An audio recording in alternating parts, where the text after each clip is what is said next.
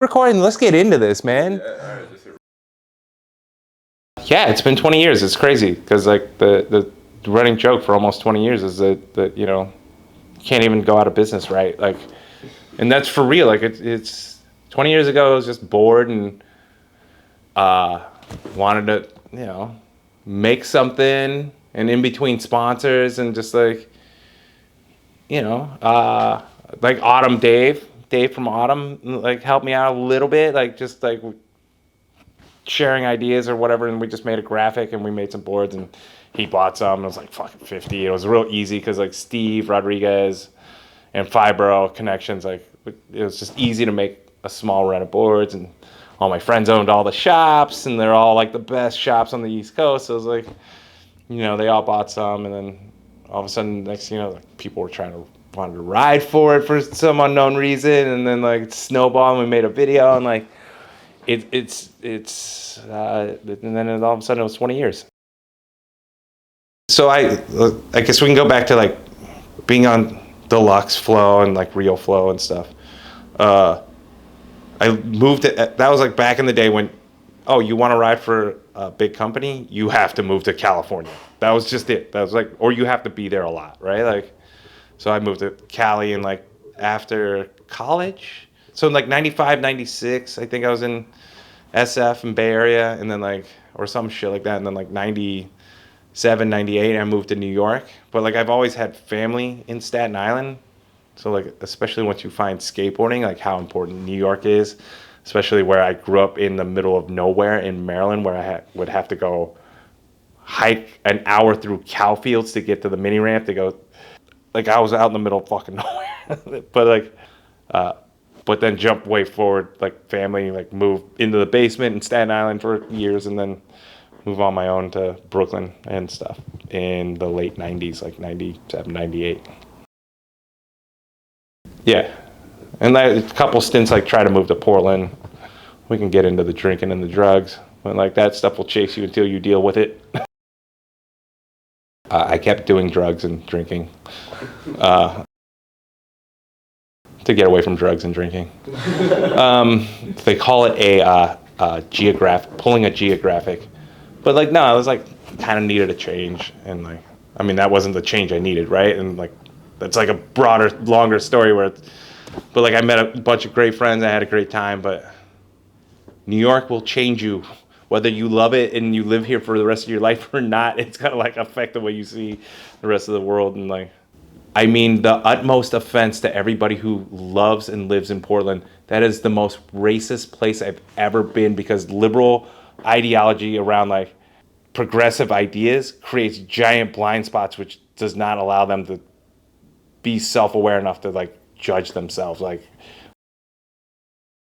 I mean, I've always loved so much about it. Like, there's everything you want is here, right? Whenever you want it. Like, there's freedom in chaos, right? Like, you can hide in plain sight in the chaos, right? And that you can do whatever you want. You can become whoever you want. You can find your people in New York. You can go from the most fringe, outcast subgroup in your little podunk town or wherever you're from, to like who you want to be, and find your friends and find your own influences, and that's more important than anything else, right? Plus you can get all the food whenever you want. You can like, I mean, you can develop a great drug and alcohol habit and never have to like drive drunk in your life.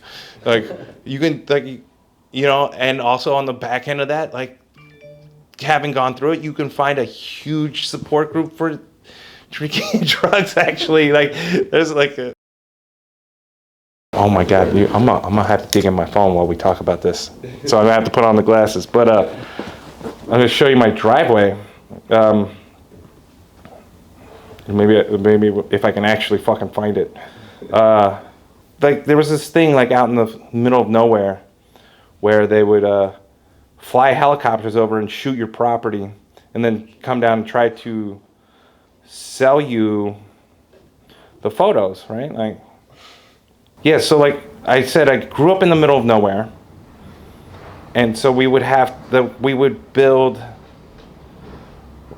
we would, like, if we wanted to skate, we would build stuff. And back then it was like mid 80s, and every neighborhood had like a skate crew. Every skate crew were trying to like build these things to skate because literally nobody had anything to skate. There's no skate parks. It was like, they would be building out our neighborhood, and we'd build ramps. We'd go steal the wood, build the ramps in front of the house that they were building, and we would never get in trouble. And we'd have like these skate parks in front, like they'd be building a new house. There'd be like a fucking shitty wooden skate park with like the worst wood because they were built like that they were building the houses out of, you know, and like, and we never got in trouble. And I still to this, I just want to believe that some like the carpenters and stuff, the builders were like looking at us like, we should probably say something, and then be like, oh, that's pretty impressive. And just like, you know, like letting us slide, like maybe we'll get him a job, you know, like. But that's where I learned to build, because we had to all build our own stuff to have something to skate. After like a soft band, I didn't get like, yeah, you know, I don't know. Yes.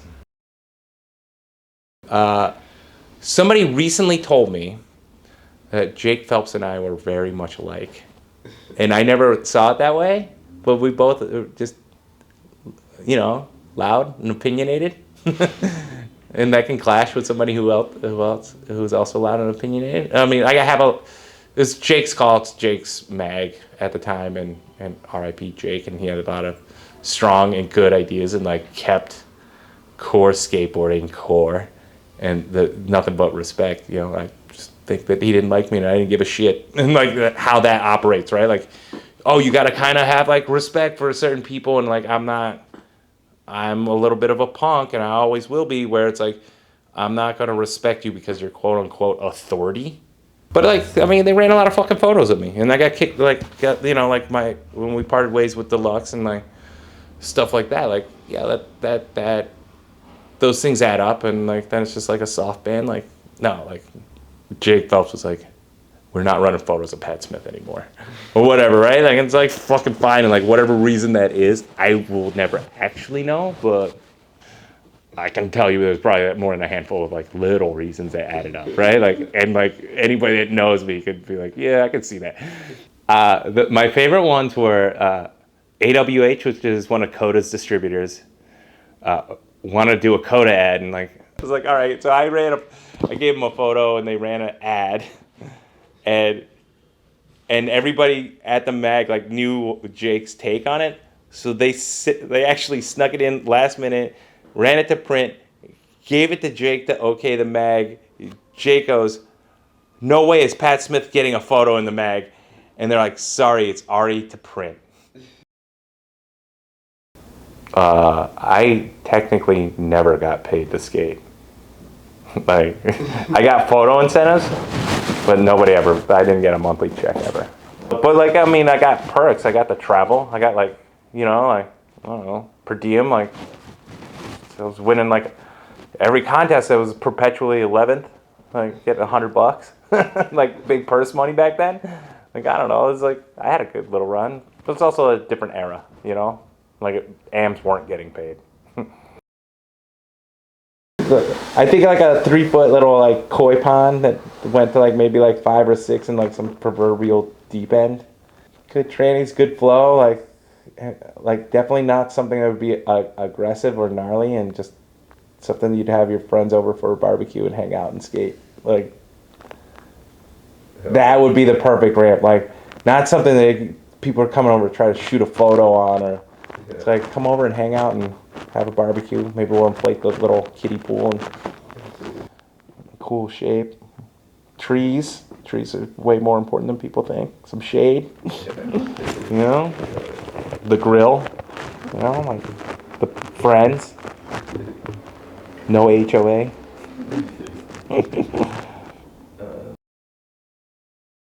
Max is from Ohio. My friend Brandon Niemeyer is also from Ohio, and we live together, and we're really good friends in Portland, Oregon, and kind of had access to the Nike park. But yeah, like Max was in there and trying to skate his fucking board that really is like had no bushings in it, and like two bolts holding his truck on and stuff. And like, I don't know. I mean, Max is Max. Like, you can see how talented and creative he is, like, instantly off the bat. And like, I don't know, try to get him on Coda. Shinpei came out with like the Kukunochi guys, and Shinpei is a character, and also like same thing, like a character and super talented, and put him on for a little while, and like he said to me once that like Coda, the way we did Coda was like gave him the inspiration to start Edison and like make his own thing with his homies, and like same thing, like that guy's creative on and off a board, and like I don't know, like I'm just super fan of like Shinpei. He just does his own thing. He's always done his own thing, and had a unique take on the world. And sure, and we could like, you know, like depending on how you want to present it, but how do I have this discussion without being too graphic? I don't know. I was fucking shitting blood and like every hour, and like I woke up one night and all of a sudden nothing worked in my guts, right? And went to the doctors, and eventually like got a colonoscopy, and they found a tumor, and they're like, hey, you got a tumor. Doesn't look good. You know, and like went through a bunch more tests and scans, and it was cancerous, and I'm on chemo, and I'm on a fundamentally new adventure that I've never been on, and I'm managing it, and I'm leaning hard on my friends, and I'm learning a lot about myself, and like, I'm making a lot of fucking bad, dark jokes that I very much enjoy, but like, you know, like, and I'm still just trying to do all the things that I love, and because that's the whole point of like trying to get through this shit, so I can get back to doing things I love and hang out with people I love, and like, cancer sucks, like it does, like, but also like this day and age, like a lot of people have cancer, like a lot of people have gone through it, especially at my like. I have a really good support group that is amazing, and it sucks that they've had to go through similar things to have this knowledge and skill set. But like, it's scary, but it's also, medicine's way better than it was. You know, this isn't like witchcraft. Like, it's not exactly fun, but it's not, you know, like my other choices are really not fun. We hopefully have a new video coming out. These things take years. We're actually slowly sat on a bunch of footage over the years. I think we started with mainly around Tony Farmer, just accumulating a ton of pool footage out in Long Island and working on a project. And just in that interim, like we started, like the rest of the team started adding up a bunch of footage and some cool trips here and there, and like, you know, one of the beauties of skateboarding, like, yeah, you can have like footage from, that's a couple years ago, but it's skateboarding. If your skateboarding is any good, it's timeless, right? If the video's good, I'm getting excited just thinking about it. It's gonna be good. Elias Priest is gonna help us. When I started Coda, and then it was just sort of like, you know, same thing, like saying like I'm punk rock aesthetic and how I grew up, and like maybe like a little bit you know, contrarian to everything, to the status quo too by nature. It's just like I've seen the industry, and I've seen how it worked and like, or didn't work, right? Like everybody's trying their best and trying to figure out this like new, skateboarding's new. I started as a brand that was kind of antithesis to corporate tie skateboarding. Coda has never made any money and will never make money, right? And like I say that meaning like any profit that we make is going to go directly back into skateboarding. We make a little bit of money from whether it's sales or maybe building a ramp or something. That money goes back into the community, either same thing, like either giving out more skateboards to just like a random friend, being able to support women in skateboarding, being able to support like somebody young or somebody old like Tony Farmer, like what, you know, like but here we are 20 years later doing it completely wrong and still doing it. You know, it's working.